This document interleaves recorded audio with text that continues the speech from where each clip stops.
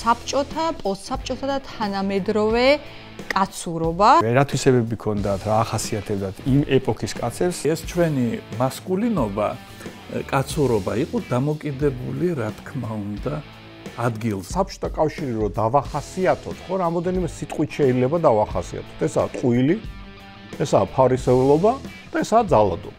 ეს ქვეყანა ქართველი კაცებისაა? არის დისკუსია რაღაც წრეებში იმის შესახებ, არის თუ არა ანწუხელიძე გმირი.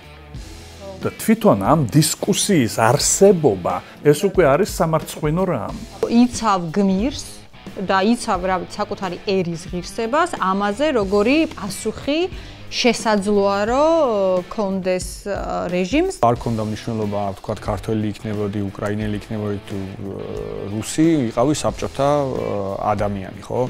წუწუნა მტირალა კაცი, რომელმაც ერთი სილა ვერ აიტანა იმ ქალისგან, რომელსაც უდიდესი შეურაცხყოფა მიაყენა. ჩვენი როლი იყო სხვა: კულტურა, აშპანდური, სპორტი.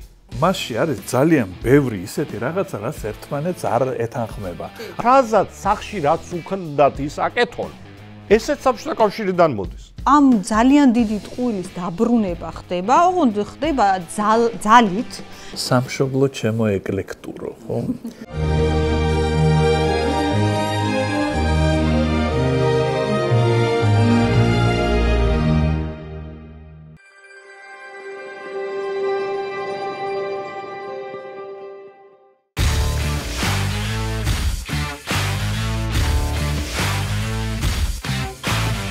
ვილაპარაკოთ კაცებზე? ვილაპარაკოთ. ოღონდ კრიტიკის გარდა. კიდევ ვილაპარაკოთ კაცებზე.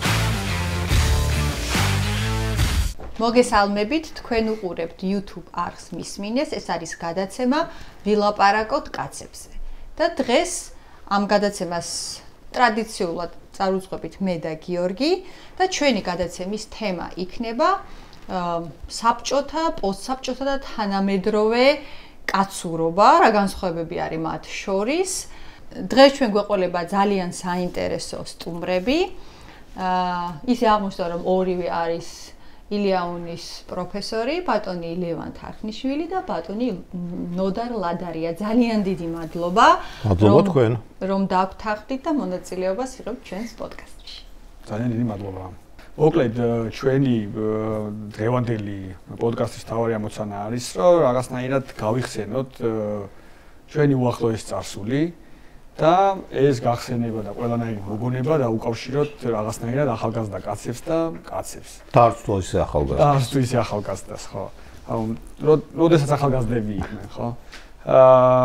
პირველი შეკითხვა მექნება ეგეთი, თუ გახსენდებათ პირველი თქვენი ესეთი მკვეთრი მკაფიო მოგონება საბჭოთა საქართველოსდან, როგორები იყვნენ ახალგაზრდა კაცები, ან ზოგადად კაცები, ერათვისებები ქონდათ, რა ახასიათებდათ იმ ეპოქის კაცებს, რომელშიც თქვენ დაიწყეთ ცხოვრება, გაზრდა, დაკვირვება, აი რაღაცა შემეცნება გარემოში და ასე შემდეგ.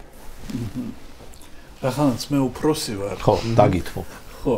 მე აი ასე ზოგადად არ შემიძლია ვთქვა, იმიტომ რომ გამიმართლა ძალიან მე არატიპიური კაცების გარემოში გავიზარდე, ჩვენ მაგალითად ვკამათობდით იმაზე, რა იგივეობრივი გარდაქმნა არის საჭირო ინტეგრალის შიგნით გამოსახულებაზე. და ამაზე ხანდახან ჭხუბები და საქმის გარჩევები ტყდებოდა ხოლმე და ეს არ არის დამახასიათებელი მაინც და მაინც ჩვენი გარემოსაც, მაგრამ შემიძლია გავიხსენო ორი მომენტი, რომელიც ჩემი აზრით ძალიან ნიშანდობლივია. პირველი, როდესაც მივდიოდით ახალგაზრდები, ანუ ბოლო კურსელები, ასე ვთქვათ, რუსეთში სადიპლომო პრაქტიკაზე ერთ-ერთმა ჩვენგანმა ორნი ვიყავით, ვინც უკვე ვიყავთ ნამყოფი მოსკოვში იგივე მივლინებებით, ასე გაგვიმართლა. ერთ-ერთმა თქვა ასეთი რამ, ჭხუბი თუ მოგივიდათ, ან ვინმე თუ დაგესხათ ქუჩაში, დაუძახეთ მილიციას, აქ მოსულა. აქ მოსულა. მეორე დაახლოებით ასეთივე მომენტი იყო, როდესაც უკვე ფიზიკის ინსტიტუტში ორ კოლეგა ქალთან ერთად მივდიოდი ასევე მივლინებაში და გავიქაჩე ასე მათი ჩანთებისკენ რომ ესე იგი წამომეღო ისინი არც ერთმა არ მომცა ამის უფლება ქალისაო მითხრეს მაგრამ მოსკოვის აეროპორტში როგორც კი ჩამოვედი ტრაპიდან და რაღაც უნდა გაგვევლო მანძილი ფეხით ორივემ შემომაჩეჩა აქ შეიძლება ესე იგი ეს ჩვენი მასკულინობა კაცურობა იყო დამოკიდებული რა თქმა უნდა ადგილზე ეს არის რაღაც ისეთი რასაც სულ შენთან დაატარე მუდამ ამას ეკითხები ეს ქმნის როგორც პიროვნებას არა ეს იყო რაღაც კონკრეტული survival სტრატეგია რომელსაც უბრალოდ ყველა მისდევდა რაღაც ოპორტუნისტულად და შინაარსი ამას არ გააჩნდა არანაირი ფორმები როგორი იყო თქვა ერთი არის რომ მაგალითად ნუ აქ ქართულზე თუ ვილაპარაკებთ ნუ პოლიციაში უნდა დარეკო ხა ხო რაღაცა კი მაგრამ მეორე მომენტია აქ ასეთი ეს არა მარტო სივრცეზე იყო დამოკიდებული არამედ დროზე აი მაგალითად მოხუცი ქალი ეს არის ძალიან სასარგებლო ფენომენი ანუ ის უბლის ბავშვებს ალაგებს სახლს და ასე შემდეგ ახვედრებს ადილს ხო, აი საჯმოსიერება და ცოტა. კი, ნამდვილად. და აი მოხუცი კაცი ეს არის პრობლემა. ყოველთვის ასე იყო. იმიტომ რომ მამაკაცების ურთიერთობა და ის რაზედაც იგებოდა მასკულინობა, იმას არ გააჩნდა როგორც ვთქვით შინაარსი. ეს იყო სუფთა ფორმა, თბილისი იყო ურთიერთობა. და რაც დრო მიდის რჩები მარტო სიბერე მარტოობა, აღარ არის უკვე ისეთი სარაქვე აღარაა ის მიზანი რომ არ უნდა ჩაიჭრა კაცობაში. რაც სულ უფრო ნაკლებად და ნაკლებად ხდება ეს ცხოვრებაში ეს არჩევანი და ამიტომ რა უნდა გააკეთო? ამისათვის არსებობს მამაკაცის პროფესიული დაავადებები. ეს არის ღვიძლის ციროზი იყო, ეს იყო კუჭის პერფორაცია, ვიც ბევრს ჭამდა და სვამდა, მიოკარდის ინფარქტი. და ეს მამაკაცები ამ იხოცებოდნენ ასე ვთქვათ ასე ბუნებრივი გადარჩევა ხდებოდა ბუნებრივად და ახალგაზრდები ზუსტად ისე როგორც შუა საუკუნეებში ამ ასე ვთქვათ უშინაარსო მასკულინობის გამო რისკის ქვეშ იყვნენ და ზოგი აი ის კი არა და იყო აი ნეოლითიდან ასე ვთქვათ რკინის ეპოქაში გადასვლაც იყო ასეთი 60-იან წლების დასაწყისში როგორც ეს თბილისელი დამრტყმელი ბიჭები ვინც იყვნენ ისინი დანაზე წამოეგნენ ყველანი ხო იმიტომ რომ შეიცვალა ისტორიული პერიოდი არა მამაკაცი იყო სულ მუდამ ამ სიკვდილის რისკის და ეს იყო რაღაცნაირი კურთხევაც ამ დროს არა მარტო წევლა იყო იმიტომ რომ აბა რა უნდა გაგიკეთებინა ცხოვრებაში როდესაც დაბერდებოდი არა ასე რომ სინამდვილეში ჩვენ ახლა ამის ნაყოფებს ვიმკით ზუსტად ასე აი მე ახლა ეს ჩემი გრძელი გამოსვლა იმით მინდა დავამთავრო რომ არსებობს ასეთი იტალიური ტერმინი ქვია volta gabbana ეს რას ნიშნავს ავსტრიელებთან საომარი მოქმედებების დროს რამდენიმე იტალიელი სამხედრო მოხდა მათ ტერიტორიაზე, მტრის ტერიტორიაზე და რომ გაევლოთ ეს მტრის ტერიტორია რახანაც ავსტრიელებს ჰქონდათ წაღმა ლურჯი და უყუღმა წითელი და იტალიელებს წაღმა წითელი და უყუღმა ლურჯი მუნდირი შემოაბრუნეს, ჩაიცვეს და გაიარეს.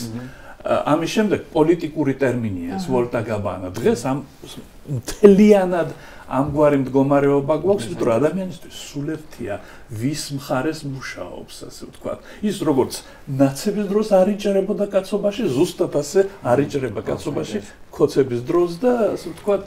მაგრამ იცვლის? ხო, შინაარსი არაა ამისთვის მნიშვნელოვანი. კი, კი. გარე გამოხატ. ძალიან დიდი მადლობა. ლევანი თქვენი პერიოდის თქვენი ახალგაზრდობის აი როგორი ტიპაჟები იყვნენ. მოდი ცოტა განვასხვავებ, ხო? ანუ დავიწყებ პირველი რეაქცია თუ არის ლაპარაკი ეს უფრო ბავშვობასთანაა დაკავშირებული და უკავშირდებოდა მამაჩემის და პაპაჩემის თაობას და აქ მე მქონდა ბედნიერება რომ ორი რაღაცისთვის ერთდროულად დავკვირვებოდი ორ რაღაცას. ერთი იყო ძალიან საინტერესო ხალხი, რომელიც იკრიბებოდა ხოლმე პრეფერენსის სათამაშოდ. ძირითადად პაპაჩემთან, ანუ მე მამაჩემთანაც, ეს იყო მართლა საინტერესო ადამიანები, რომლებიც საინტერესოდ ლაპარაკობდა, აგინებდა საბჭოთა კავშირს, უშუალოდ მოიხსენიებდა კომუნისტებს და ეს იყო ჩვეულებრივი ამბავი ჩემთან ოჯახში, რომელიც როგორც შემდგომ გავარკვია, გამოყოლილი იყო პაპაჩემიდან, რომელიც იყო იუნკერი და იბრძოდა შესაბამისად რუსების და კომუნისტების წინააღმდეგ, იყო რამოდენიმეჯერ დაპატიმრებული, მაგრამ დახვრეტას გადაურჩა. და მეორე იყო უკვე ჩვეულებრივი თბილისური ამბავი, რომელიც გამოიხატებოდა მრავალ ათეულ ადამიანიანის სუფრაში. რომელიც ბევრად უფრო უინტერესო იყო. პირდაპირ ვთქვათ, თუმცა რაღაცა ბავშვის თვალით საინტერესო იმაშიც იყო, ხო? ამიტომ რაღაცნაირად ბავშვობიდანვე დავამუღამე, რომ იყო ის რაც მიღებულია და ის რაც საინტერესოა. და პრინციპში მე გამოჩნდა რომ ახლა ეგრეა ყველაფერი და ნოლარის ამბავი რომ გავაგრძელო, ხო? აი საბჭოთა კავშირი რომ დავახასიათოთ, ხო? რამოდენიმე სიტყვით შეიძლება დავახასიათოთ. ესაა ტყუილი, ესაა ფარისევლობა და ესაა ძალადობა. და ეს იყო ყველაფერში. მათ შორის ეს იყო ამ მასკულინობაში, ხო, რომ გავყვეთ, ხო, იყო რაღაცა, რაც მიღებული იყო, რასაც ტელევიზორში გვახჩვენებდნენ, თეატრებში, შეხვედრებში და ეს იყო ჩვეულებრივი ცხოვრება, რომელიც ცოცხლანაირი იყო, ხო? და ამ ხრივ ქართველები რაღაცა საქართველო რაღაცა ამაშიც გამორჩეული იყო. ხო? იმ ხრივ რომ შეიძლება უკეთესად თამაშობდით. მე უფრო მგონია რომ ჩვენ უფრო ადრე მივხვდით რომ ბევრი რაღაცა არის ფარისევლობა. იმიტომ რომ რო ავიღოთ ხო აი თქვათ რა იყო ოფიციალური საბჭოთა მასკულინობა, ხო? მეომარი მეორე მსოფლიო ომის დროს, ხო? მერე იყო თქვათ სტახანოველი, რომელიც შრომობდა, ხო?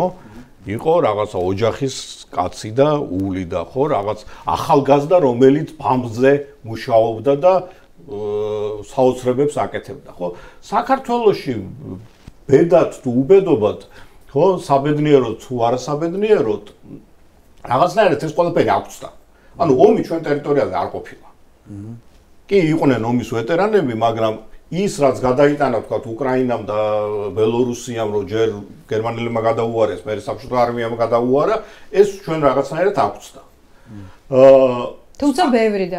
თუმცა ბევრი დაიღუპა, მაგრამ მაინც რაღაცის მერე გაუფერულდა და უკვე გადაიქცა აი ჟინჟილებად და საპატიო დაფად, ხო?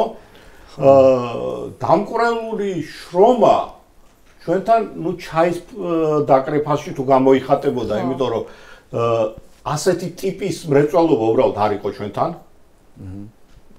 როგორც ვთქვათ, მაღაროელები და ისეთი მასშტაბის, რაც ვთქვათ, დონბასში იყო და ასე შემდეგ, ხო? ბამი და მსგავსი მშენებლობები ჩვენთან არ იყო. ნია გრუზინსკაია ხო იყო? ხო, ნუ ნია გრუზინსკაია იყო, რომელიც გაშარჟება იყო ბამის, ხო და აქედან გამომდინარე რაღაცნაირად ის მეომარიც და ის შრომელიც გადაიშტიზარდა ოფიციალურ სახეთ, ხო? სალხელში ხმალი ეჭირა, მეორეში გუთანი, ეგ მაშინ შემოვიდა. ხო? ოღონდ რაღაცნაირად ხვდებოდით, რომ ეს რეალობასთან აცდენილია. ხო? ამიტომ ის რაც მერე მოვიდა უკვე ზასტოის პერიოდში სხვაგან, რომ გარეთ უნდა ითამაშოს სხვა და სახში ითამაშოს ცოტა სხვა, ჩვენთან ცოტა უფრო ადრე დაიწყო და უფრო ადვილად შევითავსეთ ეს ყველაფერი, ხო? იგივე ვთქვათ, ქარხნები, ხო, საბჭოთა კავშირის უმეტეს ნაწილში უშვებდა პროდუქციას, რომელიც არავის არ ჭირდებოდა. მაგრამ მაგაში ჩემპიონები ვიყავით. ჩვენ მქონდა ქუთაისის ავტომობილის ქარხანა, რომელიც უშვებდა საბუარგო მანქანას, რომელსაც ერქვა შინმოუსვლელი. იმიტომ რომ თუ ქარხნიდან გავიდოდა და n რაოდენობის კილომეტრს გაივლიდა, ყველას უხაროდა. იმას არავინ არასდროს არაფერში არ იყენებდა, თქვა იგივე კამაზისგან განსხვავებით. ისნის ფაბრიკა უშვებდა ფეხსაცმელს, რომელიც არავის არ წმია. ანუ ამაშიც კი თუ თქვა კამაზი, ვაზი რაღაცას უშვებდა ცუც, მაგრამ უშვებდა იყენებდნენ. რაღაცა ქარხანა უშვებდა ტანსაცმელს ან ფეხსაცმელს, რომელსაც ცუდად, მაგრამ იყენებენ. ჩვენთან ეს არ იყო. ჩვენი როლი იყო სხვა. კულტურა ტაშპანდური სპორტი. ამას მეორე რაღაცაც მოყვა, ხო? პროცენტულად მეტი ადამიანი გადიოდა საზღვარგარეთ. იმიტომ რომ მეტი მომღერალი იყო, მეტი კულტურის სპორტსმენი მოეცა, მე გადიოდა, ეგენი გადიოდნენ, ხო? იგივე ვთქვათ, მეცნიერება, ხო, აი რაც ნოდარი ახსენავთ, ხო? რა იყო განვითარებული საბჭოთა კავშირში? ის რაც დაკავშირებული იყო სამხედრო მრეწველობასთან. საბუნებისმეტყველო მეცნიერებები, ფიზიკა, ის და ასე შემდეგ. ოღონდ ეგეც განვითარებული იყო მოსკოვში. იმათანაც შეხება ჩვენ ნაკლებად გქონდა. ჩვენ მაგაშიც ცოტა გაშარჟებული ვარიანტი გვჭებოდა აქ, ხო? ამიტომ მივიღეთ ის, რომ გქონდა უამრავი თავისუფალი დრო. ყავდა ხალხი, რომელიც ღეროდა და ცეკვავდა და თან გითხრეს, რომ ესაა თქვენი როლიო. ხო. ვიყავით ცოტა უფრო შეძლებულები, იმიტომ რომ გქონდა ეს საზღვარგარეთთან ურთიერთობის საშუალება რაღაც ნაწილს და მე ეს ცოტა დოვლათი ვრცელდებოდა. პატარა რესპუბლიკა ვიყავით და ეს საკმარისი იყო. მე ამას დაემატა ცეხავიკობა და ფაქტიურად გამოვიდა ის, რომ ჩვენ გქონდა უამრავი დრო იმისათვის, რომ ტაშპანდურში გავატარებინა და გამოგვეყენებინა ის როლი, რაც დაგვაგვისრეს. თუმცა ეს ცეხავიკობაც გარკვეული გამოვლინება იყო ბუნებრივი ნიჭისა. ხო. რომელიც ასე ვთქვათ არსებობს, ეს საკმარისი ეს, რასაც მე ვთქვი, რომ ფორმა ჰქონდა მარტო და შინაარსი არა, საკმარისი ეს შინაარსიც შეივსოს. რომ აქ საკმაოდ ადვილად შეიძლება უბრალოდ ცხოვრების დალაგება ძალიან კარგად. არის ეს არაა უიმედო და ყველა კარგი ქართველი დაწყებული მე-19 საუკუნის დასაწყისიდან და განსაკუთრებით ილია ჭავჭავაძე ამას გრძნობდა, რომ ეს დაავადებულია ეს ქვეყანა, მაგრამ უიმედო არ არის. და არც ახლა მე მგონი უიმედო. სწორედ იმის გამო, რომ გვაქვს უნარი შევითვისოთ რაღაც აი ეს ოპორტუნიზმი რაღაცნაირად. ხო, შეიძლება კარგიც იყოს და ცუდიც რა. მნიშვნელოვანია ძალიან. და მე მიგდოდა კიდე მეთქვა ერთი რამ, აი, როდესაც ვამბობთ კაცურობაზე, ეს კაცურობა მაინც კარგი, უფრო უკეთესია, როდესაც ვლაპარაკობ გენდერული როლების განაწილებაზე და ასე შემდეგ. და აი, როდესაც ვამბობთ კაცობა, ხო? აი, ჩვენი კულტურა უნდა განვიხილოთ როგორც რესურსი. რას ვამბობ ახლა მე ჩვენს ენაში არ არის გრამატიკული სქესი. კი ბატონო. ხო, და ეს დიდი რესურსია, რომ გამოვხატოთ რაღაც ისე, რისთვისაც ბევრი სხვა ენა რაღაც წვალობს, ხო, აი მაგ სიტყვის თქმა მინდოდა და დამასწარი. რას ვგულისხმობ ახლა მე? როდესაც ჩვენ ვამბობთ კაცობას, ეს არ არის მხოლოდ გენდერული ტერმინი და არ მოიცავს თავის თავში ქცევის წესებს მარტოდ, ეს მორალური კატეგორიაა. და კაცობა, ასე ვთქვათ, მოეთხოვება ქალებსაც, იმიტომ რომ ვინც ვამბობთ, რომ კაცობა მარტო კაცებს მოეთხოვება, ჩვენ ირიბად ვამტკიცებთ, რომ ქალების საქმე მარტო ხელსაქმეა და სექსუალური თავშეკავება. ეს ასე არ არის. როცა ვამბობთ კაცობაზე, ხომ, ეს მორალურ მოთხოვნას ქალებსაც უყენებს, ხომ? ჩვენ ვამბობთ კაცობრიობა და შედის ორივე სქესი და ყველა გენდერი, რომლის წარმოდგენაც შესაძლებელია რა. პრინციპში ჩვენთან კაცი ნიშნავდა ადამიანს და იყო დედაკაცი და მამაკაცი და ცოტა თანამედროვეობაში მაგრამ ისედაც ხომ ამბობთ ხომ რომ 6 კაციანი სუფრა, იქ არ იგულისხმება რომ მხოლოდ კაცები უნდა იყვნენ. ეს თან ცოტა დაგვავისწრა, მაგრამ თან ცოტა გვახსოვს რომ კაცი ადამიანის სინონიმია. ეს უნდა გავიხსენოთ, აი მაგალითად, როდესაც ვთარგმნით ჰომეროს ან მას ვერგილიუს, ანუ კლასიკურ დაწარმოებებს, იქ სიტყვა ადამიანი უადგილოა. იმიტომ რომ ეს იუდეო-ქრისტიანული ის არის, რასაც მათ წარმოდგენა არ ჰქონდათ, ხო? მაგალითად, ადამიანი არის ნოე, მაგრამ ნოეს ცოლს რა ერქვა, ხო არავინ მკითხულობს. და აი, როდესაც ბერძნული მითოლოგიური წარღვნა, იქ არის დევკალიონი და პირა. კაცობრიობა იმდროინდელი ქალი და კაცი, მათ სახელები ქვიათ. და აი, ჩვენც ამას ვეკუთვნით გარკვეული აზრით და ეს გასახსენებელია. შეიძლება რასაც ვამბობ ახლა თითქოს არ ეხება ამას, ამ თემას, მაგრამ სინამდვილეში ძალიან მნიშვნელოვანი საკითხია იმისათვის, რომ უბრალოდ გავაგებინოთ ერთმანეთს, რისი თქმა გვინდა. ძალიან ხშირად გაუგებრობას იმიტომ აქვს ადგილი, რომ სიტყვების დონეზე არ არის შეთანხმება მიღწეული. კი, ზოგადად რაღაცა კაცურობის ეხანდელი ტიპი როგორიც არსებობს, ამბობენ და მიიჩნევენ, რომ დიდი გავლენა იქონია ნაპოლეონმა და მათ შორის მილიტარისტულმა კულტურამ და რაღაც ამ ფორმამ რა ცხოვრების. და რაღაცნაირად ყველგან გადაჟონა ამ ამბავმა და რაღაცნაირი ტიპის ადამიანი შექმნა.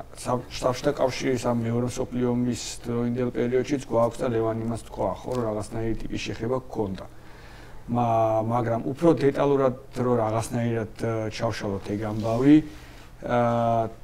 ქართველი მეორე მსოფლიო ომის დროინდელი კაცები, ანუ რისთვის იბრძოდნენ, ანუ როგორ ლაგდებოდა მათ ცნობიერებაში, იდენტობაში თუ შეგიძლიათ ამაზე საუბარი რა. ან თავის სამშობლოს იცავდნენ თუ აი როგორ იყო ეს ამბავი?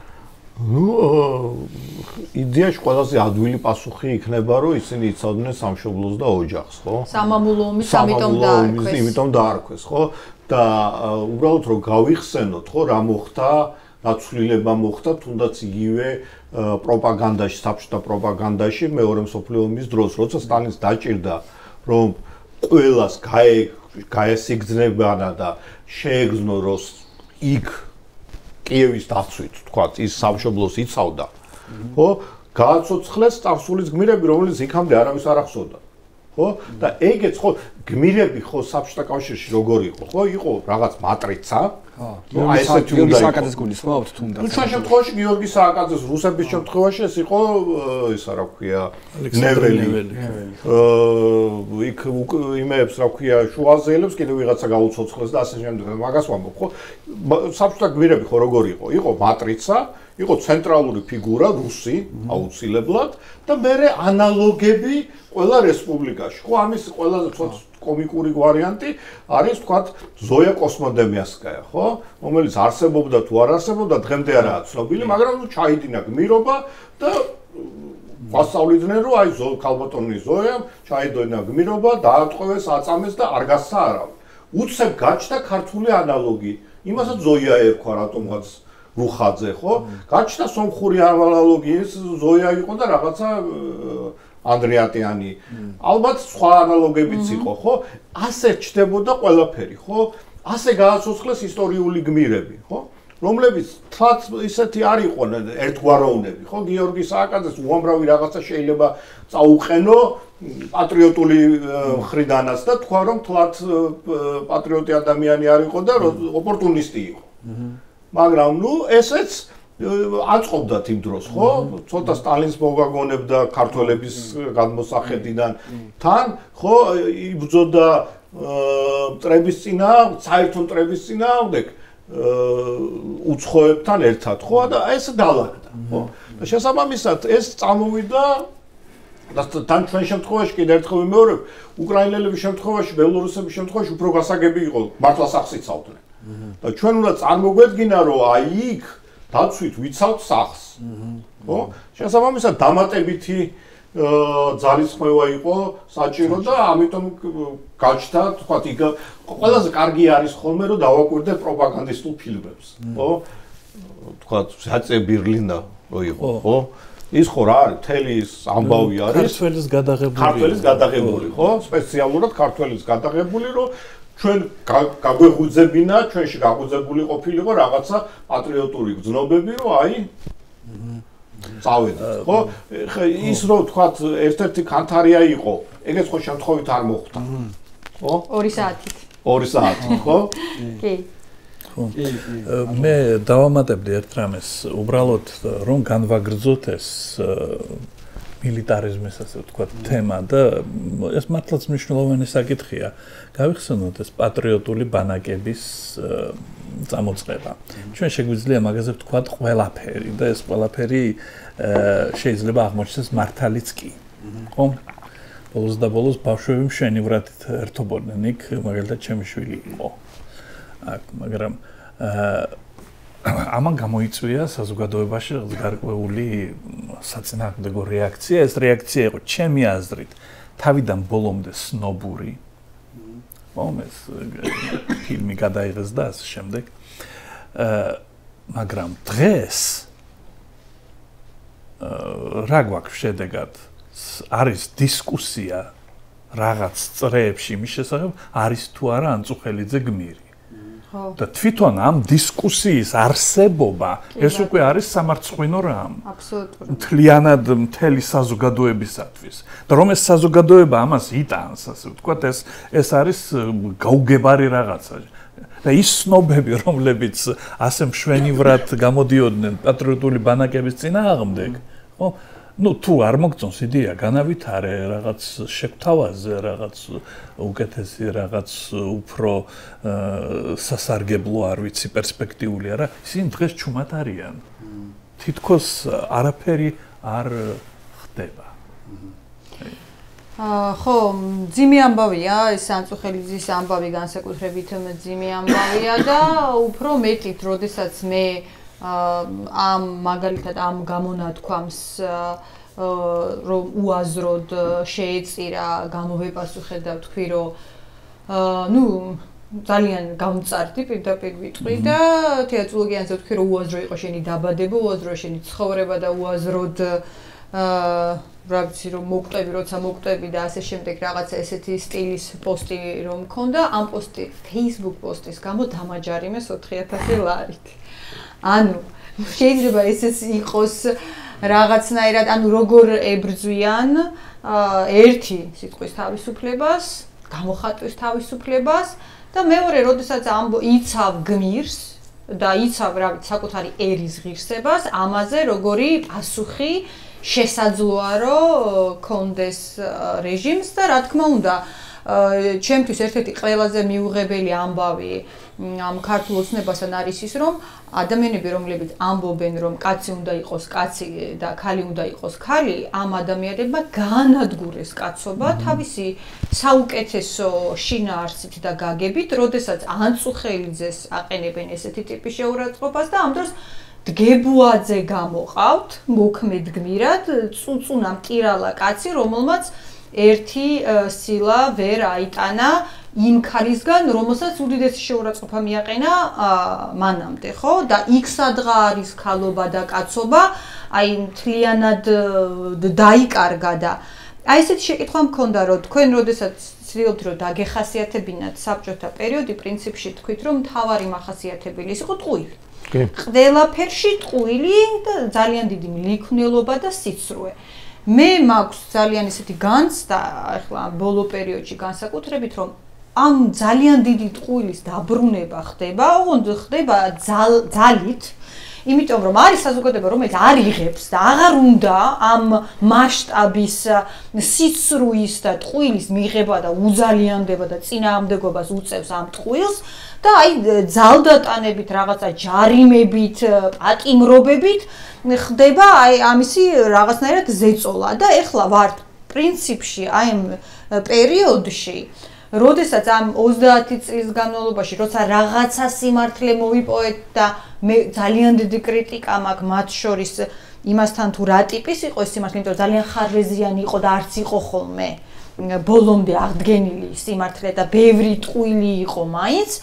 ეხლა უნდათ რომ პირდაპირ ჩაგვაგდონ ისევ ტოტალურ ტყუილში და აი თქვენ ამ 30 წელს როგორ დაახასიათებდით აი იგივე კრიტერიუმებით, რაც ლევანმა თქვა, რომ იყო რაღაც აბსოლუტურ ტყუილი და სადღაც სხვაგან არსებობდა ასევე კიდევ რეალობა და აი მე რა მოხდა, როდესაც გავიდა საბჭოთა კავშირი და აი რა გზა გამოვიარეთ და აი ეხლა სად ვართ? ნუ მოდი ასე ვთქვათ რა, მაოხრებელი გზირი როა არაკი, ხო?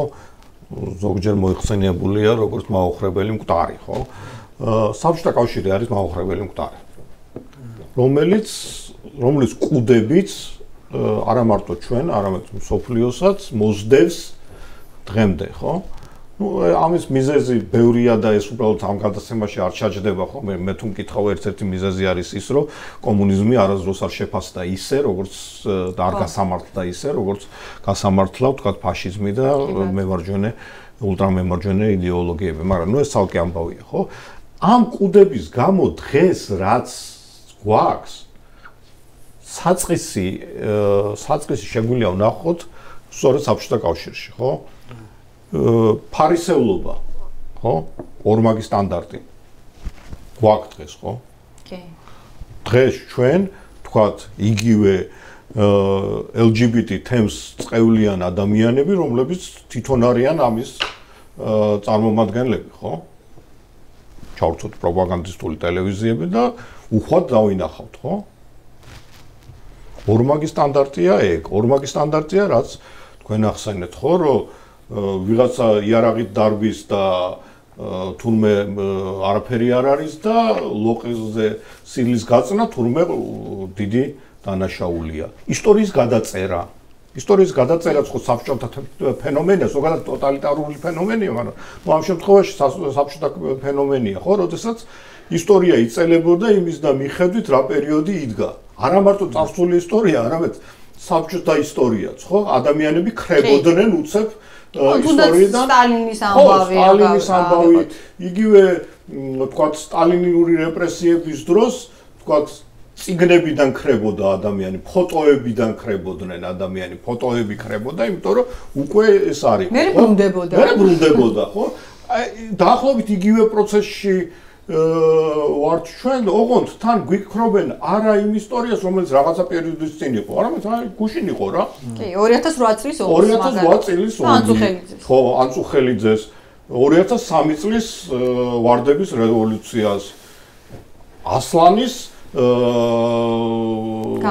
განდევნას და რაც თავარი ასლანის პერიოდის ბატონობას ეხა უცებ გვიხატავენ როგორც რაღაცა ოაზის, ხო?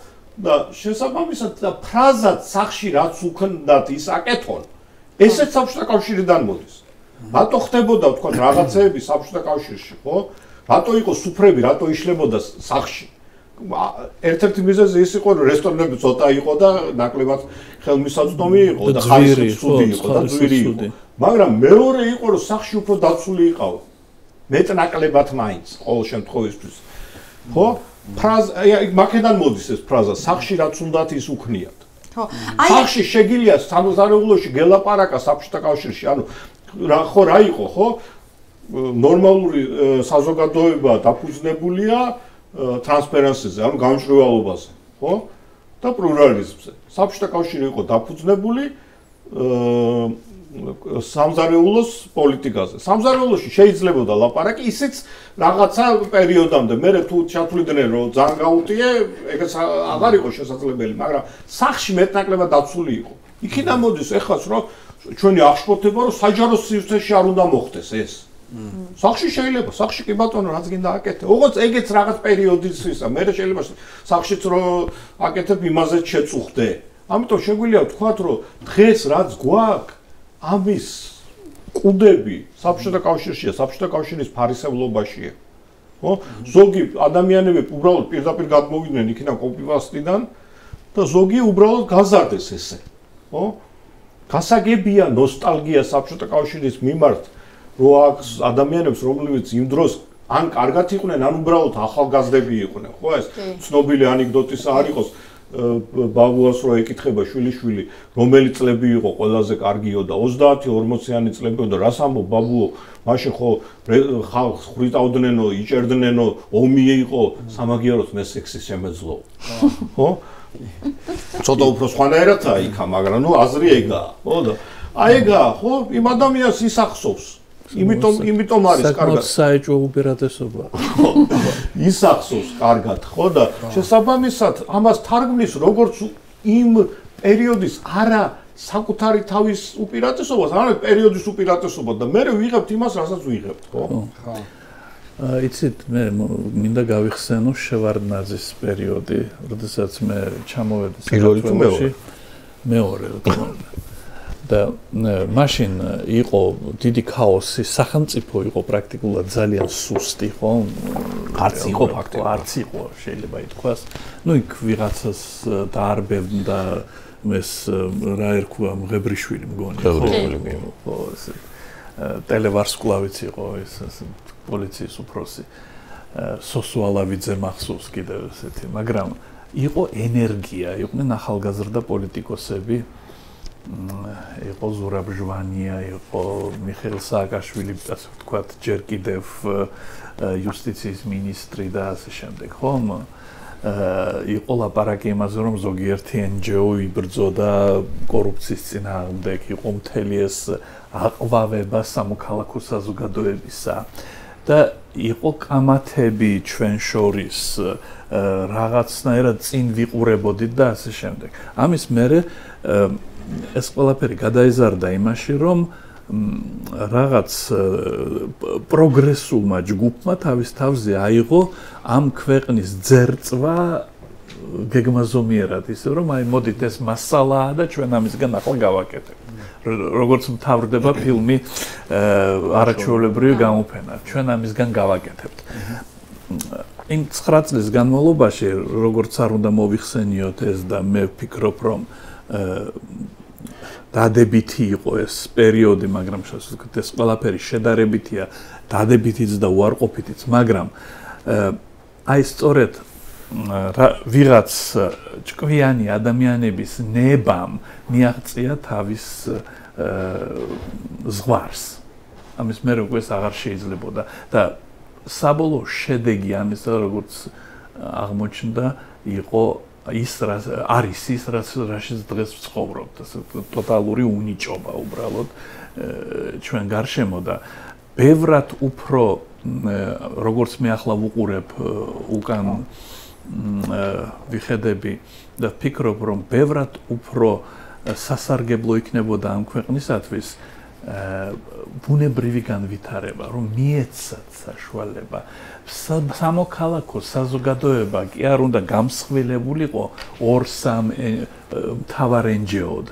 არამედ აი ყველა ეზოში თავისი NGO უნდა ყოფილიყო. და ეს ბევრად უფრო კარგ შედეგს მოიტანდა შემდგომში, იმიტომ რომ ადამიანები თვითონ დაიწყებდნენ ამ იმის ყველაფრის მომზადებას. შევხედოთ ახლა ჩვენს რეგიონებს, ბევრად უფრო რაციონალურად მოაზროვნე ხალხს შეხვდებით იქ, ვიდრე მაგალითად თბილისში.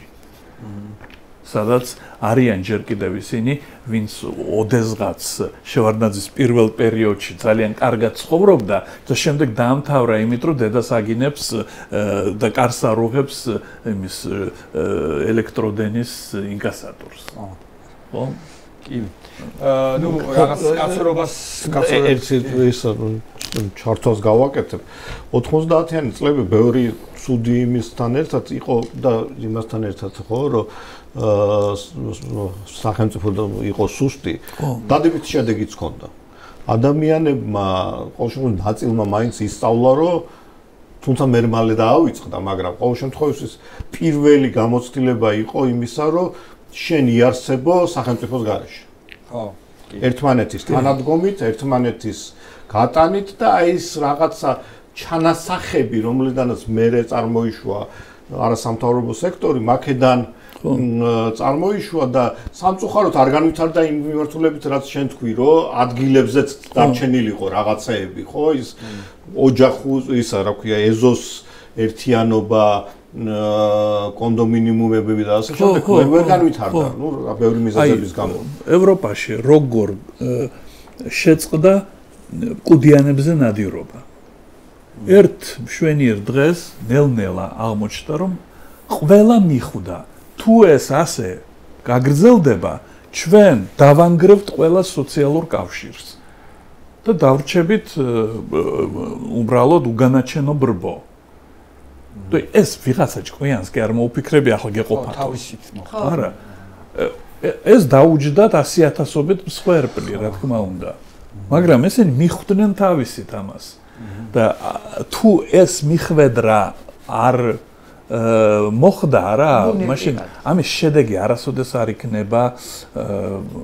იქნება მყარი, სტაბილური. ხო, აი ეს რაღაცნაირად რო შევაჯამოთ, ამბავი რომელიც ხდება ზევიდან ქვევით, ან ამბავი რომელიც ხდება ქვევიდან ზევით და ის რაც ქვევიდან ამოდის არის უფრო მყარი და სტაბილურიც ალბათ. და რაღაცა რაც შეიძლება თუნდაც იყოს პროგრესული ან კარგი, თუ ზევიდან თავს მოხვეულია, შეიძლება მალევე დაიკარგოს. სხვათა შორის მე როგორც ქალთა უფლებადამცველი და ფემინისტი და სხვადასხვა მათ შორის კანონების ავტორი, ყოველთვის ფიქრობდი ხომ, რომ ძალიან მნიშვნელოვანი იყოს, რომ ყველამ გაიგოს, რატო არის ოჯახში ძალადობა მაგალითად ცუდი. ყველასთვის გახდეს ეს პიროვნულად მიუღებელი, ოჯახურად, ოჯახის დონეზე მიუღებელი, სოციუმის სამეზობლოს დონეზე მიუღებელი, ჯობია ეს ყველამ კარგად გაიგოს. ვიდრე ჩვენ შემოვიტანოთ 10 ძალიან კარგი კანონი. ვერავინ ვერ გაიგოს ეს კანონები აქ რატო არიან, რა საკეთებს, ან არ ეთანხმებოდეს მას, იმიტომ რომ მე მახსოვს, რომ ოჯახში ძალადობის კანონი 2012 წელს მივიღეთ, მაგრამ საერთოდ ძალიან დაბალი სტატისტიკა იყო და არც გამოიყენებოდა პირველ წლებში, იმიტომ რომ არავინ ამას ყურადღებას არ აქცევდა. არც შიგნით, არც გარეთ. თუმცა სახელმწიფოს როლი შეიძლება იყოს ძალიან დიდი, თუ მოინდომებს ძალიან დაეხმაროს გარკვეულ პროცესებს.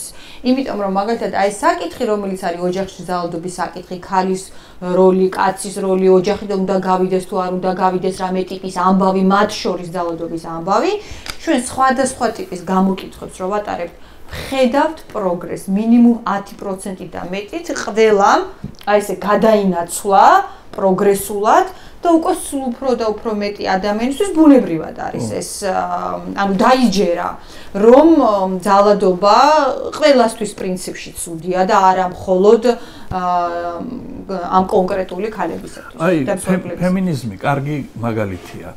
ხო, დამეთანხმები, რომ ეს არის ჰორიზონტალური მოძრაობა, არა? კი. ამიტომ მასში არის ძალიან ბევრი ისეთი რაღაცა, რაც ერთმანეთს არ ეთანხმება. ამიტომ არის ამათ შორის სულ მუდმივი ხახუნი, სულ მუდმივი ესე კამათი, დისკუსია, გამოითქმება აზრები, რომლებზედაც მე თიცი შვერენ და ამბობენ დედა რა სისულელეაო და ასე შემდეგ, ხო? მაგრამ ეს რომ არ იყოს, მაშინ არც არავითარი შედეგი არ იქნება და შედეგი ახლა დაწყებული მე-19 საუკუნის ბოლოდან დღემდე ცხადია და დიდია და არ ჩანს იმიტომ რომ ასე ვთქვათ ასე ნაბიჯ მიდის წინ, მაგრამ სამაგიეროდ რასაც აღწევს ის მე რჩება. ხო?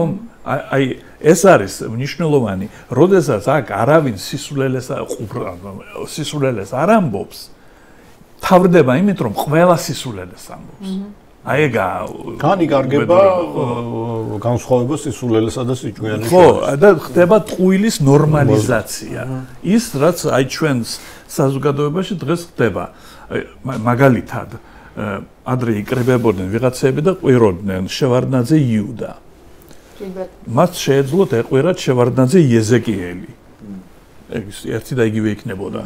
იმიტომ რომ ისინი რაღაც ჭეშმარიტებას კი არ ამბობდნენ, ან რაღაც ანგარიშგასაწევ აზრს. ეს იყო უბრალოდ პაროლი, რომლითაც მსგავს ეძებდა და ერთად იკრიბებოდნენ, ხო? დღეს უკვე აი ასეთი რაღაც სრულიად უაზრო წინადადებები ამ deep state-ზე და რა ვიცი კიდე რაზე, გლობალურ ომის პარტიაზე და ასე შემდეგ, ეს უკვე აყვანილია სახელმწიფო პოლიტიკის რანგში. ჩვენ გვესმის ეს პარლამენტიდან და ასე ვთქვათ სამთავრობო ბრიფინგებიდან. აი ამით დამთავრდა. ის რომ ვიღაცას არ ქონდა სისულელის თქმის უფლება, დამთავრდა იმით რომ დღეს ყველა სისულელეს ამბობს. კაცებისკენ რო წამოვიდეთ, ოღონდ რა მიმართულებით, იცით? აი მაგალითად საბჭოთა პერიოდში, ნუ თავარი პატივი უნდა გეცა საჯარო საკუთრების. ჩვენ კაცები არ გვაინტერესებს. საჯარო საკუთრებისთვის, ხო, რომ ანუ საჯაროს ყველასი იყო ეს რაღაცა ქვეყანა, ეს მიწა იქნებოდა თუ რაც იქნებოდა და მეორე იყო საერთო იდენტობა რა. რომ არ ქონდა მნიშვნელობა, თქვათ, ქართველი იქნებოდი, უკრაინელი იქნებოდი თუ რუსი, იყავი საბჭოთა ადამიანი, ხო? ეს უცნაური შეკითხვა უნდა დავსვა რა, რომ აი მაგალითად ეროვნულობასთან, ეროვნულობის და კაცურობის კავშირთან ხო არა აქვს რაიმე ბმა ფენას მაგალითად გაქვს თუ არა მიწა ამ ქვეყანაში, ან რამდენი მიწა გაქვს, ხო? ან ფლობ თუ არა ამ ქვეყანას და გაქვს თუ არა ნორმალური საყოფაცხოვრებო პირობები, ან შემოსავალი, ან არ ვიცი, ნებისმიერი რაღაცა რა. და ეს გიჩენს თუ არა ამ ტერიტორიის დაცვის განცდას რა. ხანდახან მაქვს ხოლმე განცდა, რომ ეს ქვეყანა არ არის იმ ადამიანების, რომლებიც აქ ცხოვრობენ, ოღონდ ეს შემთხვევითი არ არის რა, რომ ერთი არის ეს საბჭოთა მემკვიდრეობა, რომ რეალურად ჩვენი ტერიტორია არ გვაქვს, ხო, შესაბამისად ყველასი რაც არის არც არავისი არ არის და მეორე, უბრალოდ მნიშვნელობა არ ექნება იმას, რა მოხდება ამ ქვეყანაში, იმიტომ რომ ჩემი ცხოვრება მაინც არ შეიცვლება როგორც კაცის, რომელიც ვარ საშუალოზე დაბალი ფენის ან დაბალი ფენის რა. ხო არ არის ეს მართლა რეალობა, რასაც მე ვფიქრობ და თუ არის ხო არ არის გადმონაშთი თქო ამ საბჭოთა პერიოდის. აი, მოდი გავყოთ საკითხები რამოდენიმე და დავიწყოთ თქვა ეროვნებიდან, ხო, საბჭოთა იდენტობა ისა, ხო? ეგრე იყო და მთლად არ იყო. ხო? საწყის ეტაპზე მართლა ეგრე იყო, რომ უნდა შექმნათ საბჭოთა იდენტობა, ყველანი ერთნი ვართ და ასე შემდეგ, მაგრამ ომმა ეგეთ შეცვალა ზუსტად იმიტომ, რომ მე უნდა გამჩენოდა რაღაცა ეროვნული სიამაყის გრძნობაც, რომ გამჩენოდა მე სურვილი დამეცვა და მეომა და გადავფარებოდი ამბრაზურას და შევარდნოდი ტანკს, ხო? და ამიტომაც წამოიწია ქართველმა გმირებმა ილია ჭავჭავაძემ წარმოიწია, ხო? გარკვეულ წილად თავისებურად რუსთაველის იუბილეი იყო და ასე შემდეგ, ხო? ანუ რაღაცნაირად მოხდა გაყოფა. და მე ეს გაგრძელდა, ხო? გაგრძელდა ყოფით დონეზე და ну, ითქვა, რომ ცოტა შეიცვალა პოსტულატი, ითქვა, რომ რუსი ერი არის დომინანტი ერი, მთავარი ერი, თქვენც ხართ, მაგრამ გაქვთ გარკვეული უფლებები. და დაიდგა რაღაცნაირი სურათები, ხო? რომელიც გაძლიერებული იყო არაფორმალური გზით, ანეკდოტების მართვადი ანეკდოტების გზით, კინოფილმებით, თეატრებით და ასე შემდეგ და გაძლიერებული იყო ასევე ოფიციალური პროპაგანდით, ხო? რას გულისხმობ, ხო? რომ თქვათ სლავებზე იყო ნათქვამი, რომ რუსი, უკრაინელი, ბელორუსი ყველა ერთლეგივია. ხო? ეს იყო პოლიტიკა. მუსულმანები, ხო? ცოტა როგორი იყო წარმოდგენილი, ხო, რომ ცოტა ზარმაცი, აი შუა აზია პლუს აზერბაიჯანი, ცოტა ზარმაცი, ცოტა მოსულელო, ცოტა გაუნათლებელი და ასე შემდეგ, ხო? ჩვენ და სომხებს სხვა ნიშა დაგვითმეს, ხო, რომ ვართ უფრო აქტიურები, ჩვენ გვითხრეს რომ აგერ სპორტი, აგერ კულტურა, აგერ ცოტა ბიზნესი, ხო? სომხებს უთხრეს რომ თქვენც ასევე ეს ისა თან ერთმანეთთან კონკურენციაში შედით და ასე იყავით, ხო? და მე აქედან წარმოიშვა უკვე ის წარმოდგენა, რომელიც გვაქვს, ხო? დღეს რა წარმოდგენაც გვაქვს ქართველობაზე, ეს ხო არ არის არც მე-19 საუკუნის, არც მე-17 საუკუნის და მით უმეტეს არც ჩვენ აღრიცხავთ საუკუნის. ეს არის საბჭოთა 50-იანიდან 60-იანი წლების დროს შექმნილი მითი, ხო?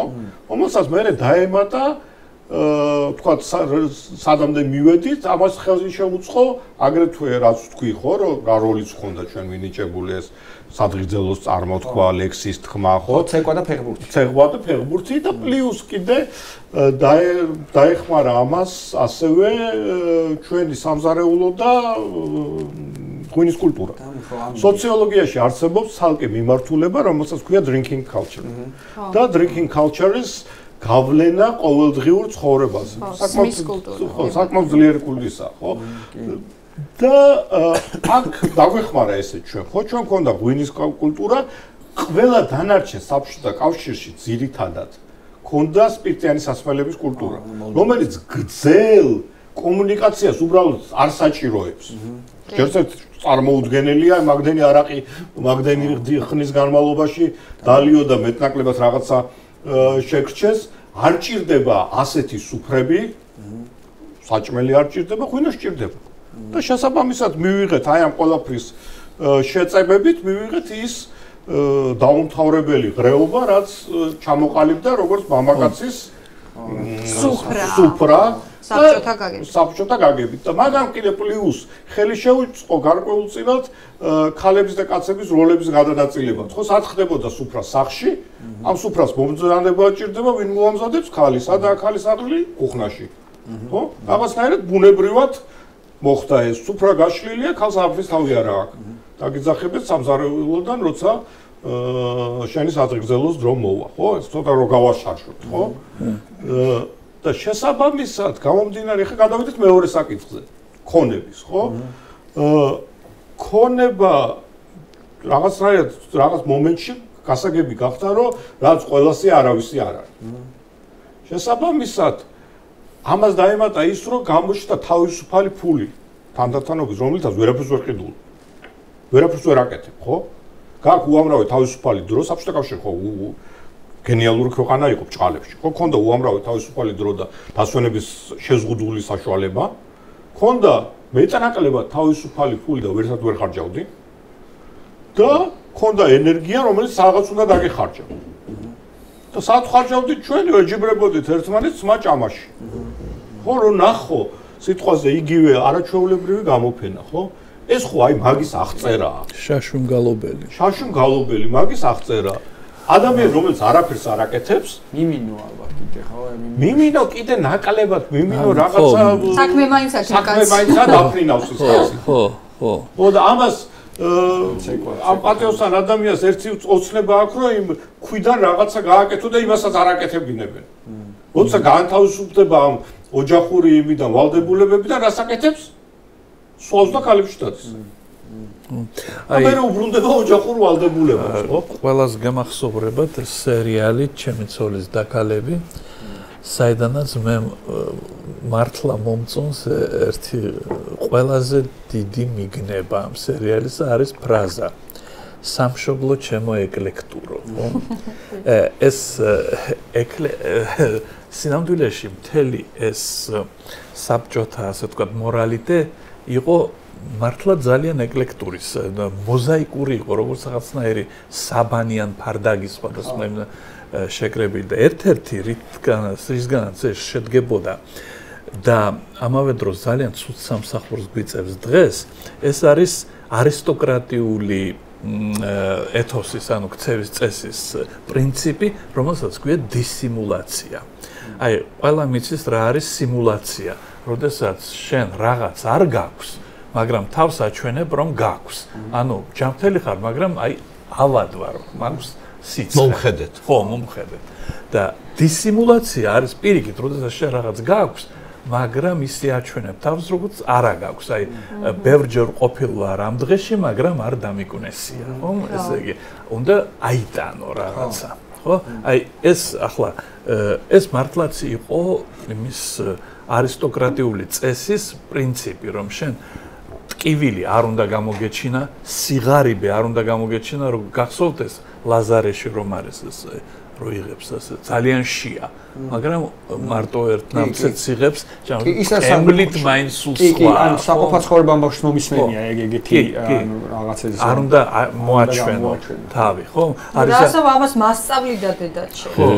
განსაკუთრებით 90-იანების და გაჭირების დრო რო იყო და ყველაფერი იყო შეზღუდული, კამფეტი იქნება თუ რა იქნება, ისეთ ნამეცადინები ვიყავით, რომ აგვიღო თუ არა ვიცი გადამეხედა საერთოდ გქონდა თუ არა უფლება და ის რა თქმა უნდა ვიცოდი რომ ერთზე მეტი არასოდეს არ უნდა. მაგრამ დღეს არა, სახში ვჭამა. რა გვაქვს დღეს შედეგად? ის რომ ჩვენ ქართველებს გვაქვს განსაკუთრებული ღირსება, არასოდეს არ გავაპროტესტებ დაბალ ხელფას. ხო. აი აქედან მომდინარეობს ეს. ეს არის ასე ვთქვათ ამის შედეგი, რომ არ არის პროტესტი. სიღარიბეს არ ვაპროტესტებთ ასე. კორუფციას არ ვაპროტესტებთ. ხო? კი. აი მართლა რაც არ ესმით ხოლმე ევროპელებს არ ესმით, რომ არასდროს საქართველოში სოციალურ საკითხებზე არ გამოიხატება პროტესტი. იქ შეიძლება სამჯერ გაძვირდეს პური და ორჯერ გაძვირდეს დენი, რასაც ძალიან დიდი პროტესტი მოყვება ევროპაში, ესეთ წარმოუდგენელ ამბებს ჩვენთან აი როდესაც არის ხოლმე ამაზე დისკუსია და განხილვა პროტესტის თემაზე, სულ ვამბობთ რომ სოციალურ საკითხებზე რაც არ უნდა უბედური მდგომარეობა დადგეს, ქართველი არის მეტად ამაყი იმაზე, რომ სოციალური უკმაყოფილება არ უნდა რომ ამ ფორმით პოლიტიკური პროტესტით არ უნდა რომ ეს გამოხატოს, მაგრამ აი უფრო რაღაც აი პოლიტიკურ საკითხებზე, უფრო სამოქალაქო საკითხებზე კი ბატონო. აი ესეც არის ამისი, ასე ვთქვათ, გამოვლინება. გავიხსენოთ, რითი დაიწყო ეს, ასე ვთქვათ, ამის ნგრევა ბჭყალებში. ეს იყო პროტესტის საკასო აპარატების წინააღმდეგ, ხო? ეს რას ნიშნავს? რას აპროტესტებდა რეალურად ეს ხალხი? ის იმას კი არ აპროტესტებდა, რომ მათ ჩაგრავენ. მათ გადასახადების გადახდა არ უნდათ. კი. და ეს იყო ძირითადი мотиваცია საერთოდ ყოველთვის. მაგრამ ადამიანები, რომლებსაც არ უნდათ გადასახადების გადახდა, ანუ პრაქტიკულად ერთმანეთში გაყოფა. რა არის გადასახადი საერთოდ? ესა ერთმანეთში გაყოფა მიღებული სიკეთეების, ხო? რაღაც ნაწილის დათმობა სხვის სასარგებლოდ. რა? აი ეს ადამიანები სრულიად წარმოუდგენელ პირად დამცირებას და ჩაგვრას სიამოვნებით იტანენ. იმიტომ რომ ბატონია და აბა ნუ იზამს. ხო, კი.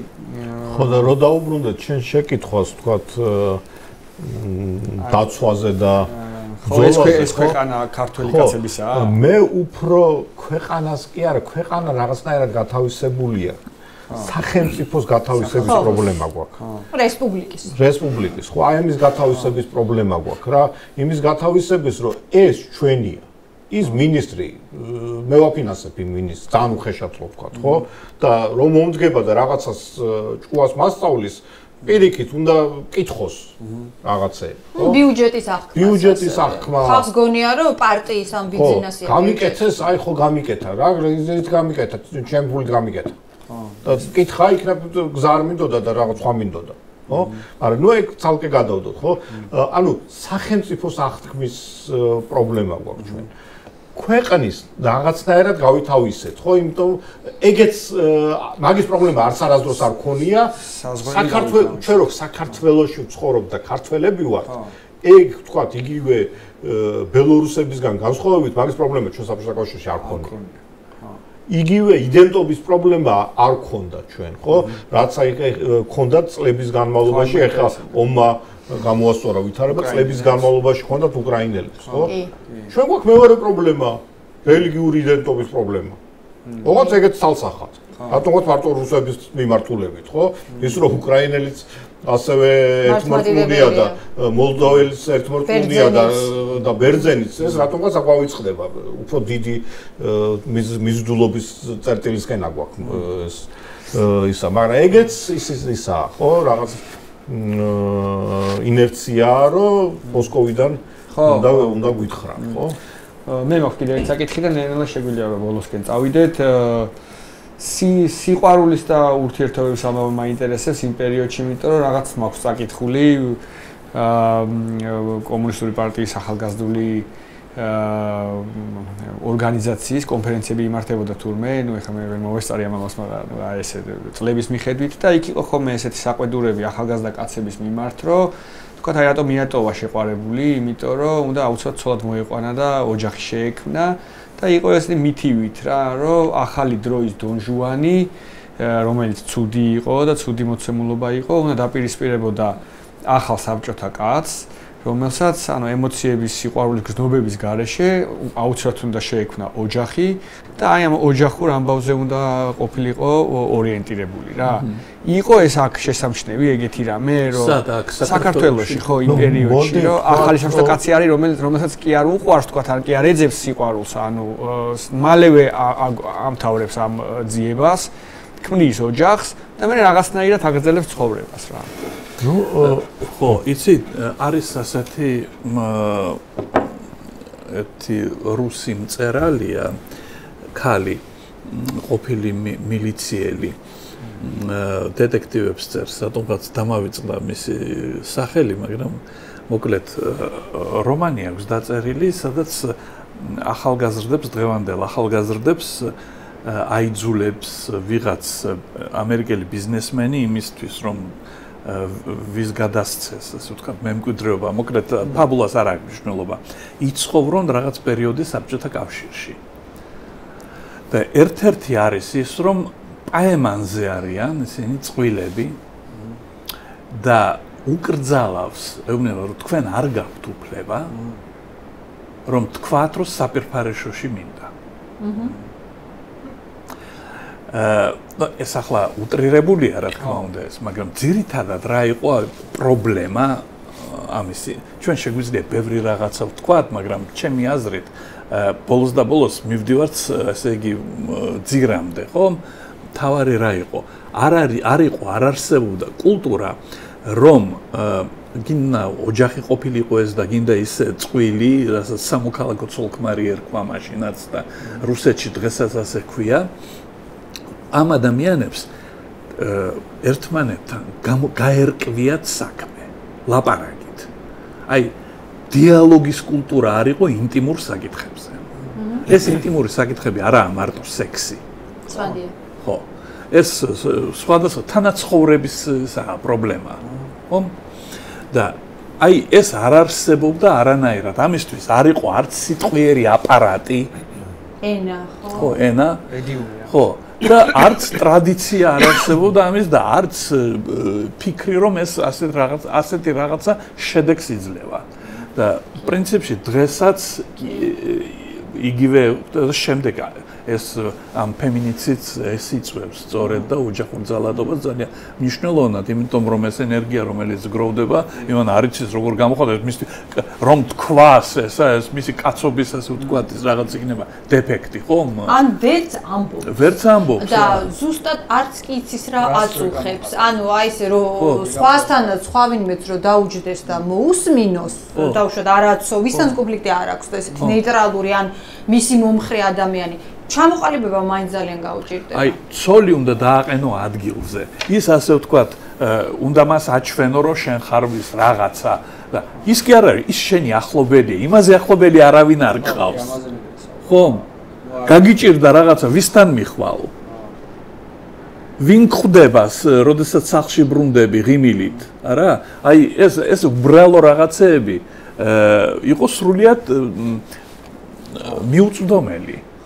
რომ შენ უნდა დაელაპარაკო და ბოლოს და ბოლოს, ესე იგი, გაარკვევთ რაღაცას, ერთ-ორ სიჩხუბებთ, მერე ასე ვთქვათ, არა, მიხვდებით, როგორ უნდა კი.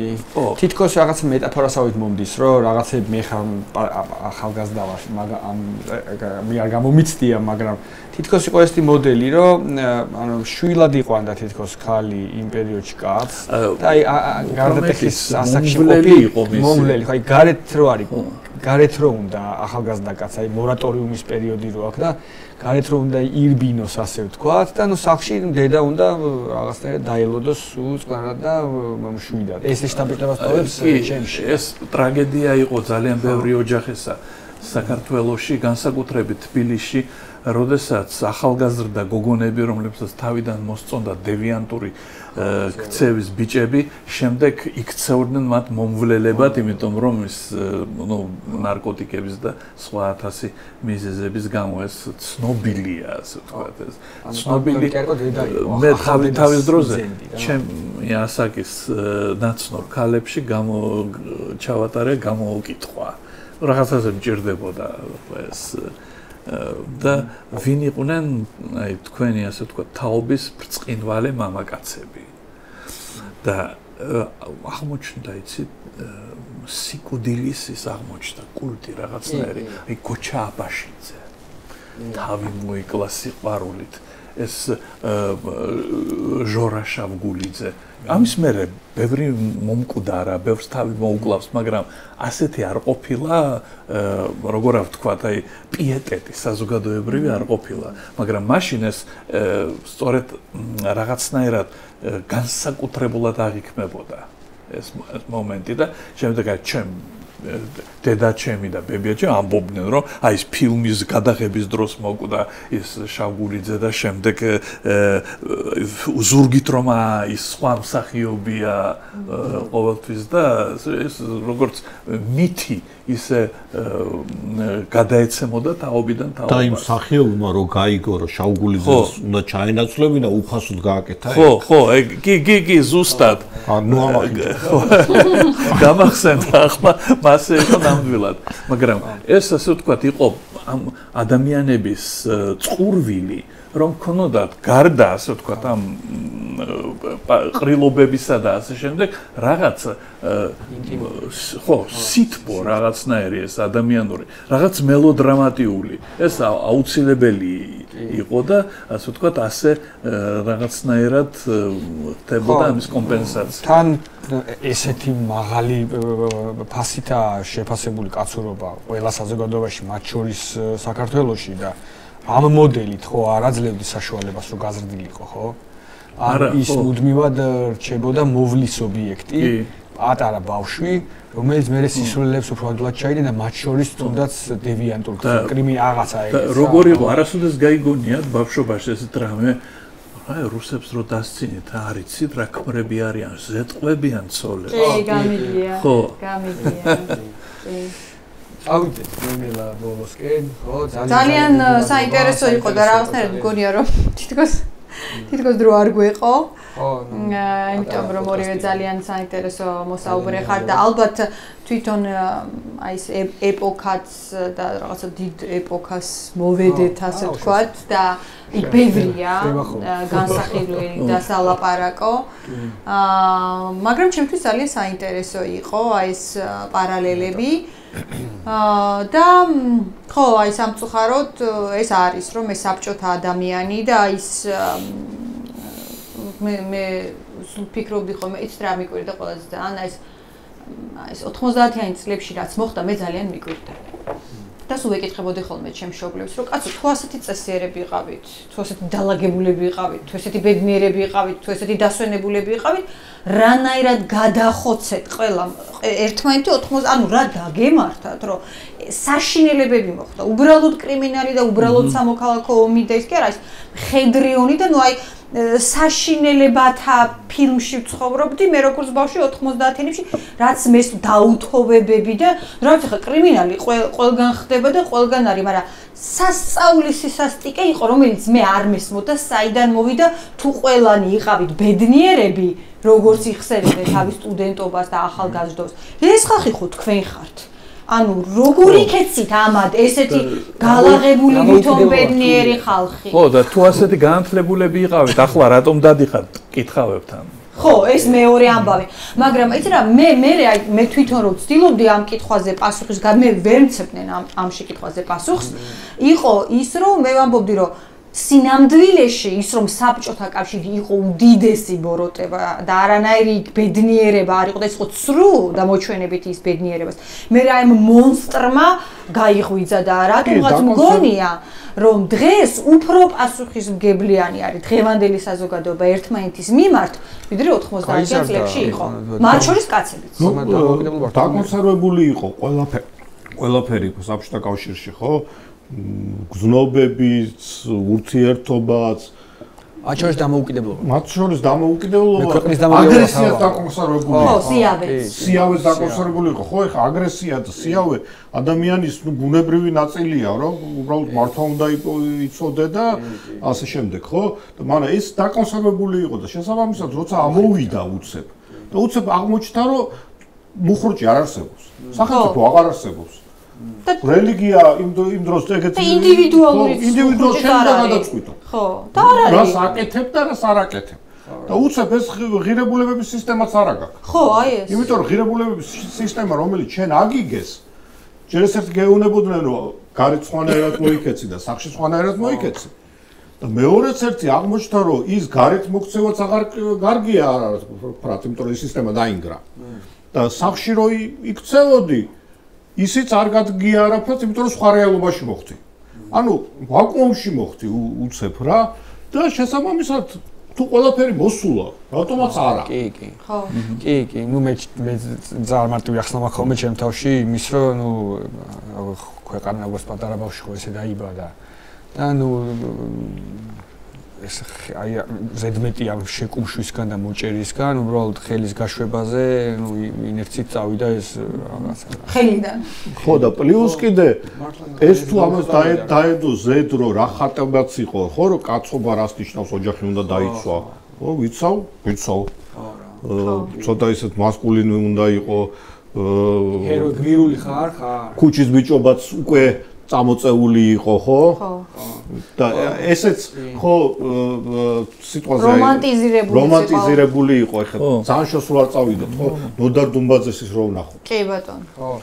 და იყო 70-იან წლებში თეთრი ბაირაღები. ეს კურდების რომანტიზება. რა იყო 80-იანი წლების მიღმა, ისა მიჯრაზე ბარადისობის კანონი. როგორც ერთმა რომანტიზება. მოხუცმა იმერელმა, რომელიც ქუჩას ვერ გადადიოდა, თქვა, გადაჯდნენ ურმებიდან მანქანებს და გედირივდნენ. კი, აი ეგ ხო, ნუ აი ეხლა რაღაც თქვა როგორ ველაპარაკოთ ხო ჩემს მაგალითად ვაჟიშვილს რა. ესეთ ამბებზე არის რომ ანუ ხანდახან მგონია რომ გმირობის ჩადენა არის, როცა კაცებს ეხება საქმე. გმირობის ჩადენა არის, გმირობის არ ჩადენა რა. ანუ რამდენად რომ შეძლო, რომ აი რაც ჰეროიკულია ის არ გააკეთო რა, იმიტომ რომ ნუ ისე როგორც თქვა თავის შეწირა შეიძლება დაკლები გმირობა იყოს, ვიდრე ცხოვრების გაგრძელდება რაღაც მომენტებში. ეს რა თქმა უნდა არ გამორიცხავს იმას, რომ ვინ შეწირა თავი, ისიც უნდა დააფასო რა. მადლობა. ძალიან დიდი მადლობა. ძალიან ჩემთვის პირადად ძალიან საინტერესო გადაცემა იყო და იმედია რომ მაყურებელსაც მოეწონება და არ დაგავიწყდეთ YouTube არხი მისმინეს გამოწერა.